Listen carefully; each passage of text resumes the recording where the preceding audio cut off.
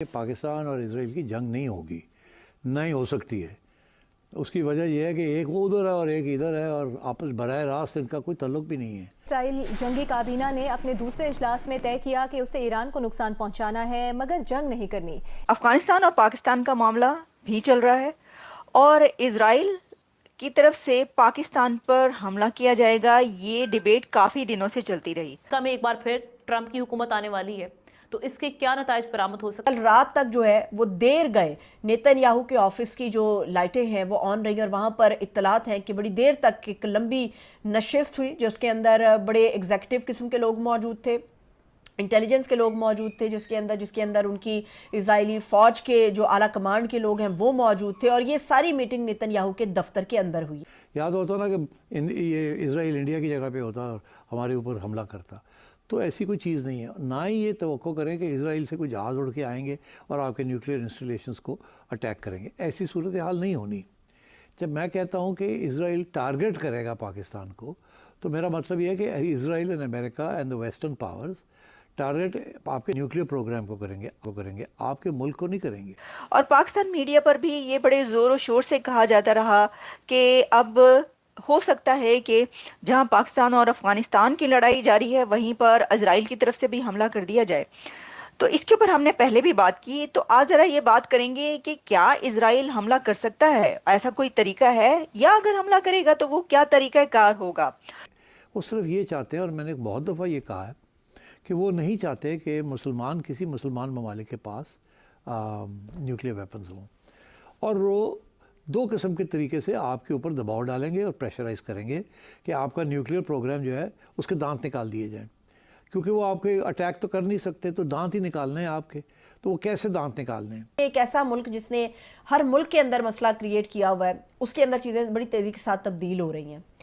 यहाँ पर 2025 का जो सूरज तुलू हुआ है वो इसराइल के लिए कुछ ज़्यादा अच्छा नहीं हुआ और ख़ास तौर पे आप कह सकते हैं कि नेतन्याहू के लिए अच्छा साबित नहीं हुआ। बिला वजह हम मुंह उठाकर ऐसा क्यों कह देते हैं कि इसराइल पाकिस्तान पर हमला करेगा, कैसे कर सकता है? देखिए, इसराइल भारत की जगह पर तो है नहीं, अफगानिस्तान तो है नहीं इसराइल।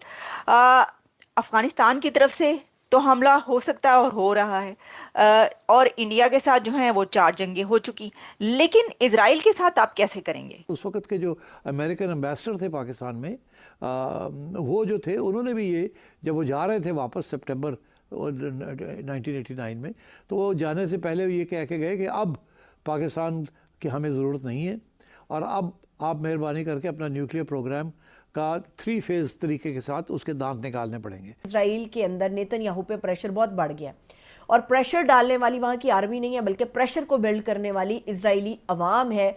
जब से ये खबर इजराइल के मीडिया ने रिपोर्ट की है वहाँ पर खौफ के बादल छाए हुए हैं।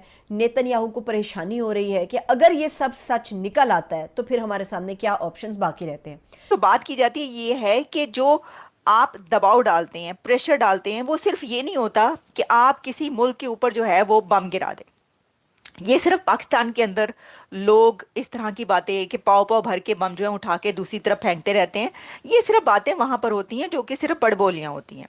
लेकिन एक्चुअली जो प्रेशर डाला जाता है वो इस तरीके से डाला जाता है कि जैसे आपके न्यूक्लियर प्रोग्राम पर आंच आ सकती है, यानी ये कि आपके न्यूक्लियर प्रोग्राम के बारे में बातचीत होती रहती है, कई दफ़ा बातचीत हुई। फ्रीज योर प्रोग्राम, जब आपने प्रोडक्शन ऑफ फिसाइल मटेरियल बंद कर दी, इसका मतलब है जितने आपने यूरेनियम बना लिया था उसके आगे आप नहीं बढ़ेंगे। सेकेंड स्टेज ये थी कि जब वो ख़त्म हो जाएगा और इंस्पेक्शन शुरू हो जाएंगी कि आप नहीं कर रहे, तो फिर ये होगा कि जो आपने वॉरहेड्स बनाए हैं उनके ऊपर कैप लगा दी जाएगी, मीनिंग कि वो इस्तेमाल नहीं कर पाएंगे, आपके पास रहेंगे मगर उनको डिसआर्म कर दिया जाएगा। जितनी तादाद में हमास के जंगजुओं को नेतन्याहू ने हलाक किया था, उतनी ही तादाद में हमास के जंगजुओं की पूरी फौज एक मरतबा फिर से गाजा के अंदर दाखिल हो चुकी हुई है। और तीसरी स्टेज होगी कि वो जो रहेंगे भी, डिसआर्म भी होंगे, उनको ख़त्म करना पड़ेगा। जैसे फॉर एग्जांपल यूक्रेन के अंदर जब सोवियत यूनियन टूटा तो सबसे बड़े न्यूक्लियर आर्सेनल सोवियत यूनियन का यूक्रेन में था, और वो यूक्रेन में फिर वो सारा जो है उसको पहले उसके साथ भी यही किया कि पहले फ्रीज़ किया, फिर कैप किया, फिर रोल बैक किया। मसला ये है कि 2 मुश्किलात नेतन्याहू को इस वक्त फेस करना पड़ रही हैं और ये एक ही दिन में 2 बड़े धमाके हैं जो नेतन्याहू के ऊपर एक बम की तरह गिरे हैं। इजरायली डीप पॉकेट्स मगरबी न्यूज़ चैनल्स बेनकाब हो रहे हैं। बीबीसी ने गजा सूरत हाल से आगाही के लिए फ़लस्तीनी रिपोर्टर को लाइव कॉल पर लिया। रिपोर्टर ने जैसे ही इजरायली हमले में फॉस्फोरस के इस्तेमाल का जिक्र किया, बीबीसी ने फौरन कॉल का कि वो एक और भी तरीका है जिसके ज़रिए आपके ऊपर वो प्रेशर डालेंगे, और वो प्रेशर टैक्टिक्स आएंगे आपको मुस्लिम ममालिक से। इन ममालिक से आपके ऊपर प्रेशर आएगा कि अब आप छोड़ दें इसराइल की अपोजिशन करना, हम भी डिप्लोमेटिक रिलेशंस कर रहे हैं, आप भी कर लें। बाकी जब और अगर आप करेंगे तो फिर आपको इतना ख़तरा नहीं है। Once you have diplomatic relations with Israel तो फिर आपको इतना ख़तरा नहीं है आपके न्यूक्लियर प्रोग्राम को, फिर हम उधर नहीं जाएंगे। जय हिंद दोस्तों। इसराइल जब से गाज़ा के साथ जंग में उतर गया है, फिर लेबनान, सीरिया और ईरान को भी इसने लपेटे में ले लिया है, तो फिर अब पाकिस्तानियों को अब ये डर सता रहा है कि इस्लामिक उम्मा होने के नाते पाकिस्तानियों की भी बारी आ जाएगी और पाकिस्तानियों को इसराइल नहीं छोड़ेगा।